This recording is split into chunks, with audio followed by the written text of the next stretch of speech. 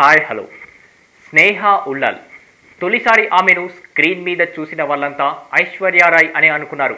2005లో తొలిసారి సల్మాన్ ఖాన్తో lucky no time for love అనే సినిమాతో పరిచయమైన ఆమెను చూసిన వాళ్ళంతా ఐశ్వర్య అని తడబడిన వారి.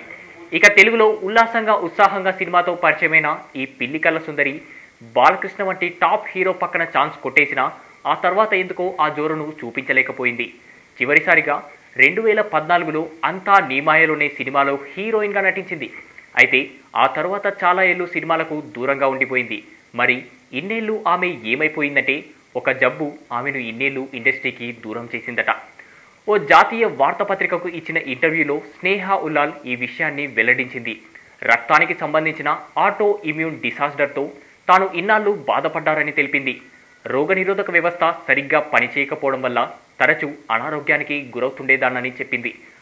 ఆ జబ్బు వల్ల తన శరీరం మొత్తం బలహీనంగా మారిపోయిందని, 30-40 నిమిషాల మించి నిలబడలేకపోయేదానని చెప్పుకొచ్చింది. రాను రాను అది మరీ ముదిరిపోయిందని చెప్పింది. చెప్పాలంటే ఒక నటి ఏం చేయాలో దానికి తగిన శక్తి కూడా తనలో ఉండలేకపోయిందని పేర్కొంది. డాన్సులు చేయలేకపోయేదానని, సీన్కు అవసరమైనప్పుడు సరిగ్గా పరిగెత్తలేకపోయేదానని చెప్పింది.